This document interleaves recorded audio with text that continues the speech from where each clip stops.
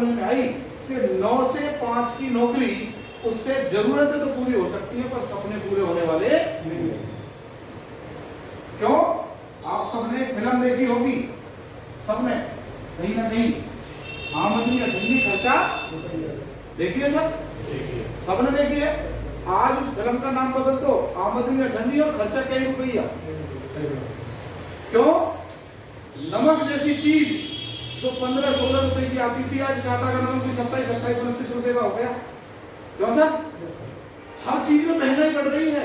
मैं आपसे ये कहना चाहता हूं कि जिस स्पीड से महंगाई बढ़ रही है, क्या उस स्पीड से हमारी आमदनी बढ़ रही है? क्यों जी? हम सब आज झंडे निकालने चले, सरकार मुर्दाबाद, महंगाई घटाओ, तो उससे कुछ भला हो सकता है क्या? एक ही चीज है, यदि हम सब अपनी आमदनी बढ़ा लें तो कुछ फर्क पड़ेगा क्या? यस, आमदनी ही सॉल्यूशन है। अगर हमें बढ़ना है तो आमदनी ही सॉल्यूशन है। और अपने काम करने के साथ साथ, बिजली के साथ साथ कौन सा ऐसा इन्वर्टर फिट कर दिया जाए जिससे हमारा परिवार वर्तमान भी चलता है और भविष्य की नींद भी लग जाए। कोई काम तो ऐसा ढूंढना पड़ेगा कि नहीं। उस समय मेरे जीवन में आरसीएम आया। मेरा एक दोस्त लेके आया जो कभी संडे टू संडे मेरे साथ दफ्तर में क्रिकेट खेलता था। वो मुझे बताने लगा कि बिचौलिए हटाओ, बिचौलिए हटाओ, बिचौलिए हटाओ, नए प्रोडक्ट अपने घर में लाओ और जिंदगी बनाओ। ये उसने मुझे फॉर्मूला बताया कि बिचौलियों को हटाना है और ये आरसीएम वाले प्रोडक्ट अपने घर में। सही है। मैं ना केवल उसका दिल लगने के लिए, उस समय 1500 रुपए लगते थे, 3 जोड़ी पैंट शर्ट का कपड़ा लगता था, उसका दिल लगने के लिए मैंने इसमें ज्वाइनिंग कर दी। करने की इच्छा नहीं थी इस वजह से, जैसे होता नहीं है टालने के लिए कि यार मदर के नाम से ज्वाइनिंग डाल दे, कोई बात नहीं, तो उसने मदर के नाम से ज्वाइनिंग डाल दी। और ज्वाइनिंग डालने के बाद क्या, हम अपने काम में लग गए, क्योंकि करने की तो इच्छा रहती ही नहीं है।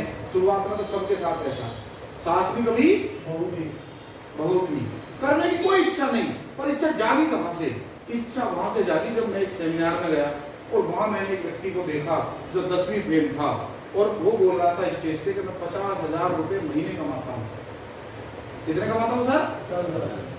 आज से 10 साल पहले, 12 साल पहले 50,000 की वैल्यू थी या नहीं थी सर? तो मेरे मन में एक ही डाउट था कि या तो ये 10वीं फेल नहीं है या ये 50,000 नहीं कमाता। दोनों में से एक बात तो डाउट है। क्यों सर? प्रोग्राम खत्म हुआ, मैंने दोस्त को बोला कि सर मैं सर से मिलना चाहता हूँ, मुझे पर्सनली मिलवाओ।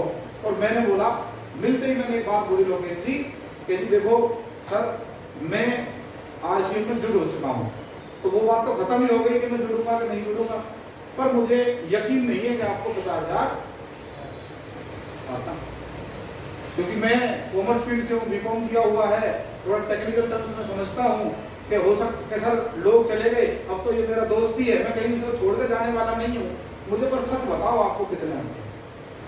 पर जैसे ही उसने सच में दिखा दिया अपना बिजनेस खोल के और टर्म्स एंड कंडीशन से, तो सर मेरा मुंह खोला का खोला रह गया। और एक बात समझ में आई कि यार ये आदमी जो कमा सकता है तो कमा तो मैंने कहा मेरा दूसरा डाउट है आप 10वीं वाला।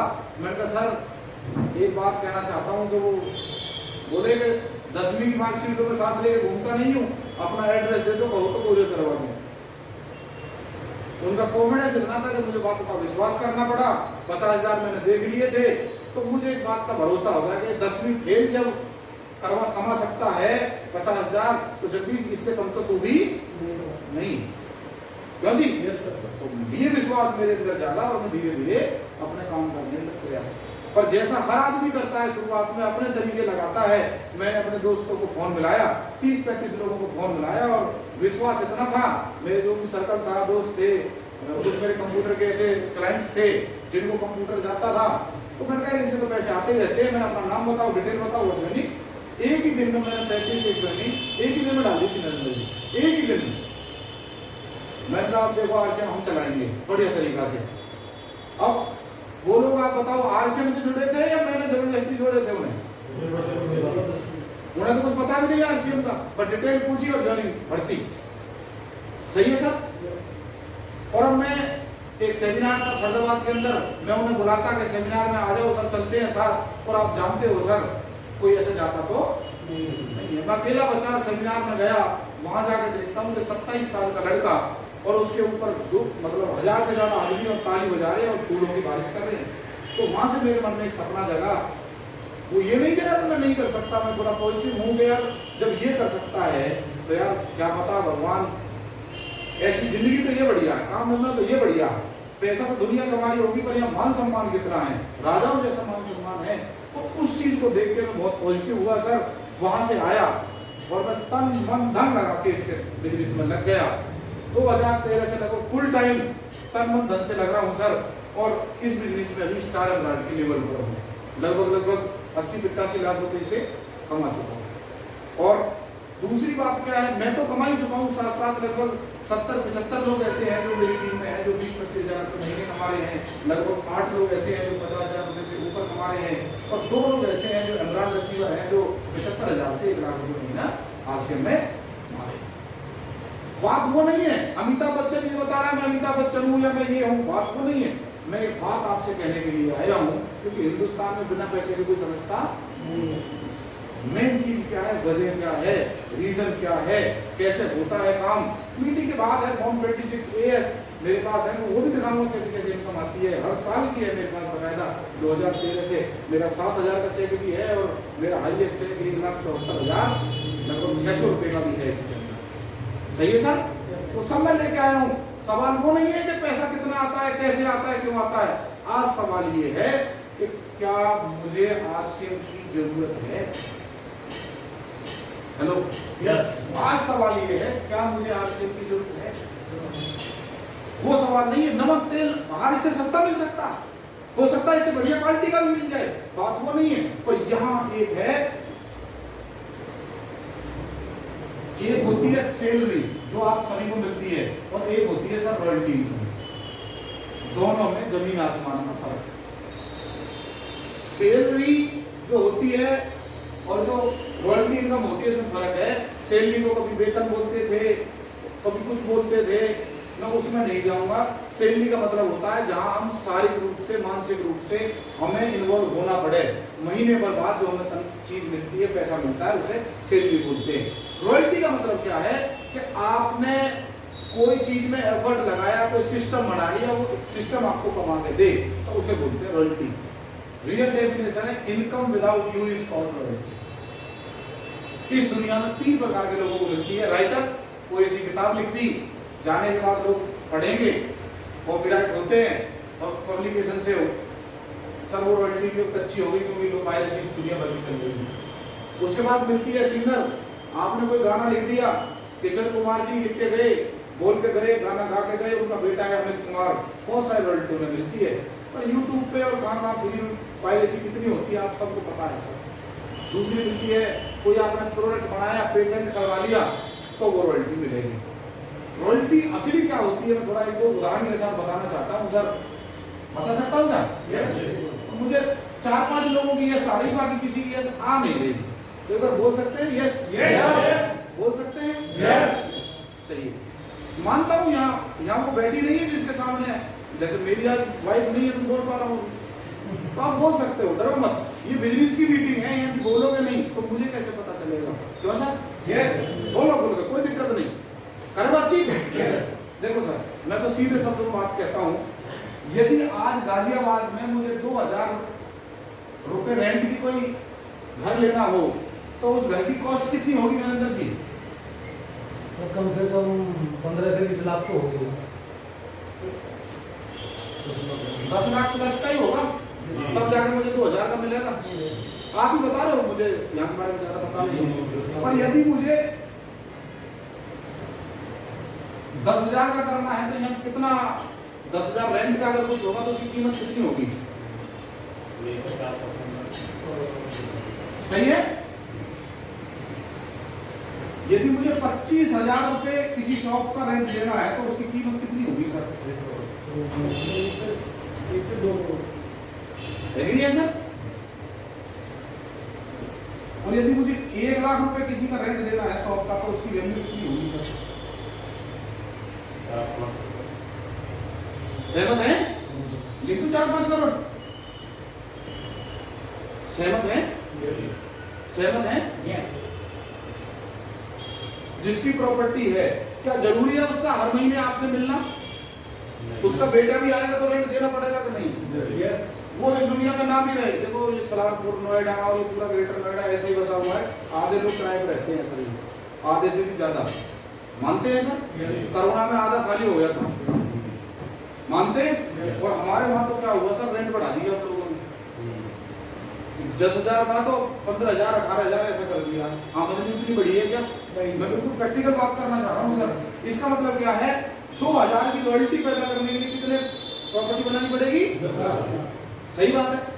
यदि आप प्योर बिजनेसमैन हैं, अपनी नौकरी के साथ साथ यदि आपको 2,000 रुपए का अलग से एक्स्ट्रा इनकम तैयार करनी है आरसीएम बिजनेस के अंदर, तो यदि हम यहाँ 40,000 का बिजनेस पक्का कर देते हैं तो नरेंद्र जी 2,000 रुपए के आसपास आ जाएंगे कि नहीं? बिल्कुल। सहमत है? अब बताता हूँ आगे। यदि मुझे 10,000 के आसपास की इनकम जनरेट करनी है आरसीएम से, तो मुझे लगभग कितना कितना करना पड़ेगा? अगर मैं 170 का बिजनेस कर दूं तो लगभग कितना आ जाएगा या नहीं?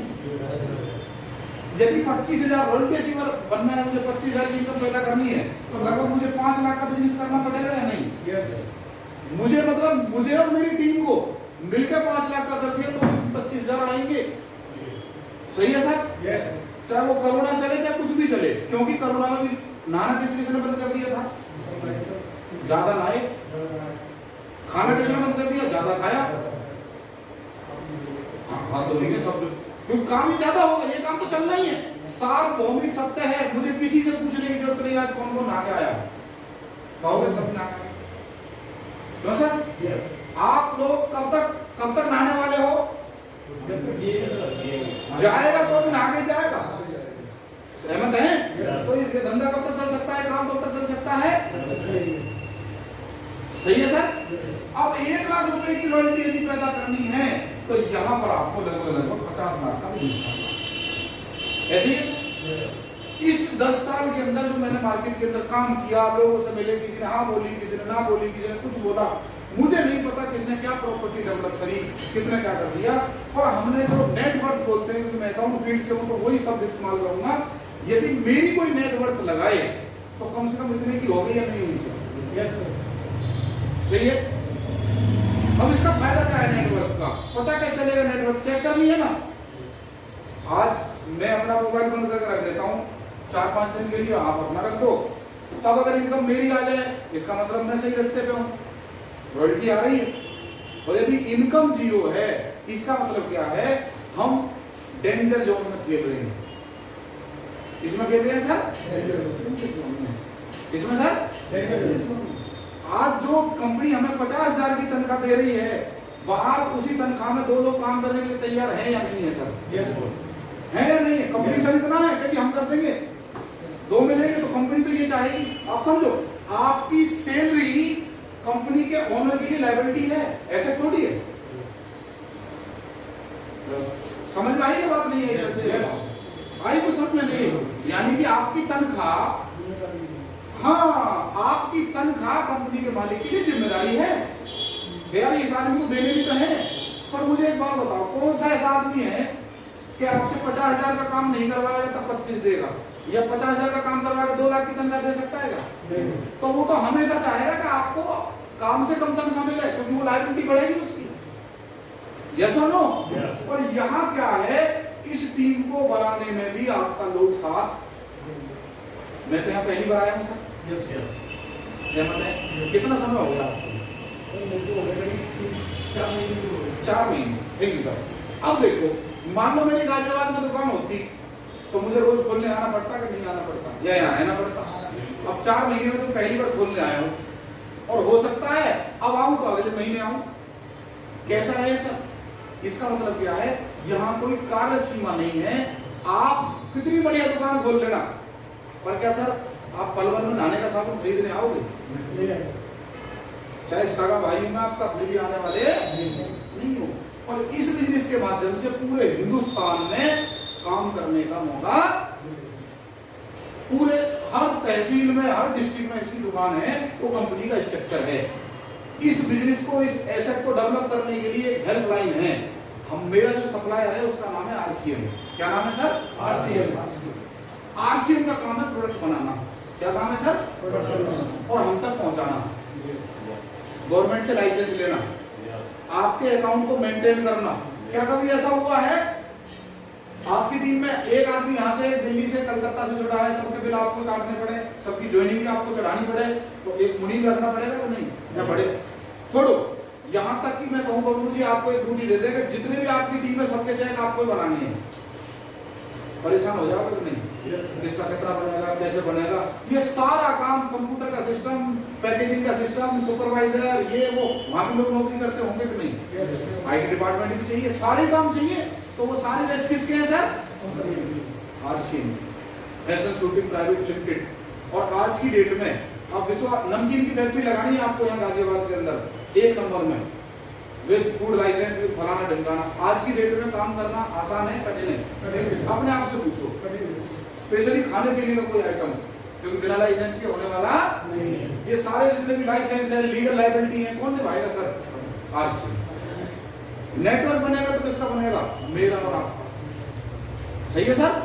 क्लियर है? अब आती है एक्सपीरियंस की बात। कंपनी 1970 से चल रही है, कपड़े का बिजनेस करती थी, कपड़ा बनाती थी पेंट का। अगस्त सन 2000 में चली एक प्रोडक्ट से आज गुड मॉर्निंग से लेके गुड नाइट तक के लगभग 1000 प्रोडक्ट। आज आप जब सुबह उठोगे, किचन में घुसोगे तो किचन के लगभग 70% प्रोडक्ट इनके पास हैं। आज बाथरूम में घुसोगे तो लगभग 99% प्रोडक्ट इनके पास हैं। आज आप हेल्थ की बात करोगे, कोरोना ने एक बात बताई, जिसका इम्यूनिटी सिस्टम मजबूत है वो मजबूत है। क्लियर है? और बाहर जितनी हिसाब से मिलावट चल रही है, उस हिसाब से मैंने पता करेगा दादरी में नमक नहीं पकड़ा गया।